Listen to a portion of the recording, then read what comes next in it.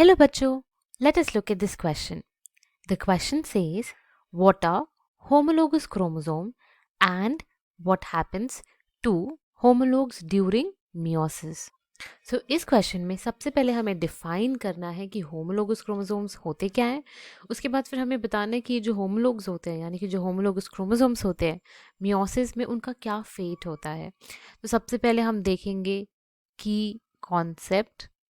तो हमें इस क्वेश्चन में सबसे पहले क्या पता होना चाहिए, हमें एक्चुअली क्रोमोसोम्स के बारे में पता होना चाहिए और क्रोमोसोम्स के अंदर जो काफ़ी टेक्निकल टर्म्स जो यूज़ होते हैं उन सब टर्म्स का क्या मतलब होता है हमें वो पता होना चाहिए। तो सबसे पहले जो क्रोमोसोम होता है वो होते क्या हैं, वो थ्रेड लाइक स्ट्रक्चर्स हैं।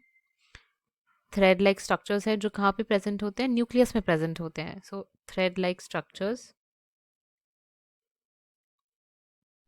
न्यूक्लियस में प्रेजेंट होते हैं और वो किससे बने होते हैं, डीएनए से बने होते हैं। सो हम लिखेंगे made up of DNA, of DNA.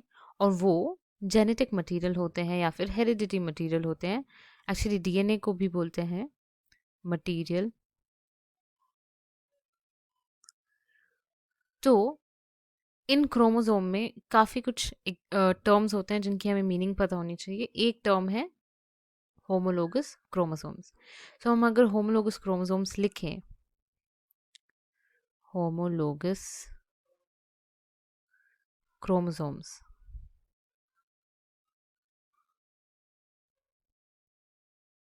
तो अब ये एस नहीं होगा क्वेश्चन में। सो अगर हम इसमें देखें फर्टिलाइजेशन के बाद एक सेल में एक ही क्रोमोसोम के दो कॉपीज प्रेजेंट होंगे, एक जो मैटरनल वर्जन होगा और एक जो पैटर्नल वर्जन होगा। हम किसी को कुछ, इसको हम पैटर्नल मान लेते हैं और इसको हम मैटरनल मान लेते हैं। और फॉर एग्जाम्पल ये जो क्रोमोसोम है, मानिए कि ये क्रोमोसोम नंबर 21 है। इसका मतलब कि एक ही क्रोमोसोम के जो दो पेयर्स हैं जिसमें से एक पैटर्नल होना चाहिए एक मैटर्नल होना चाहिए, उन्हें हम होमोलोगस क्रोमोसोम कहते हैं। तो हम होमोलोगस क्रोमोसोम्स के लिए क्या लिख सकते हैं, pair of chromosomes, pair of chromosomes, या फिर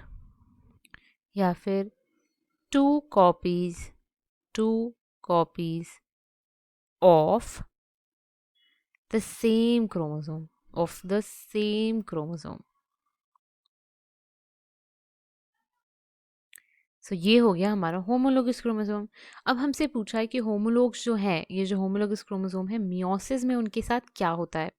सो ये हमारा क्वेश्चन का सेकेंड पार्ट है। सो ये एक्चुअली हमारा फर्स्ट पार्ट है कि होमोलोगस क्रोमोसोम क्या होता है।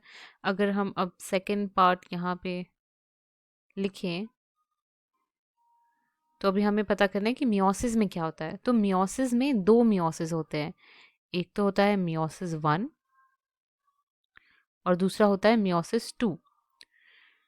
तो मियोसिस 1 जो होता है उसमें ये जो होमोलोगस क्रोमोसोम्स हैं वो क्या हो जाएंगे, सेपरेट हो जाएंगे और अलग अलग न्यूक्लियाई में चले जाएंगे। सो हम लिख देंगे होमोलोगस क्रोमोसोम की जगह मैं HC लिखूंगी। Homologous chromosome separate, separate and become part of different nuclei। अब बोलेंगे यहाँ हम मियोसिस 2 के बारे में क्यों बात नहीं कर रहे। मियोसिस 2 में क्रोमोसोम सेपरेट नहीं होंगे, वहाँ पे क्रोमैटिड सेपरेट होंगे। क्रोमैटिड्स यानी कि ये हो गए हमारे क्रोमैटिड्स, क्रोमैटिड्स। सो ये सेपरेट होंगे ड्यूरिंग मियोसिस 2 और मियोसिस 1 में हमारे होमोलोगस क्रोमोसोम सेपरेट होंगे। सो इसीलिए हम होमोलोगस क्रोमोसोम की बात सिर्फ मियोसिस 1 में करेंगे।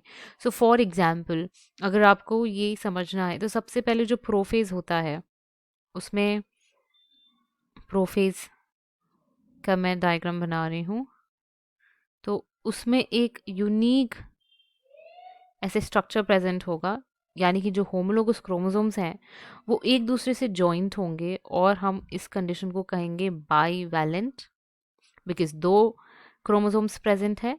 टेट्राड, टेट्राड क्यों बोलेंगे? बिकॉज 4 क्रोमैटिड्स प्रेजेंट है।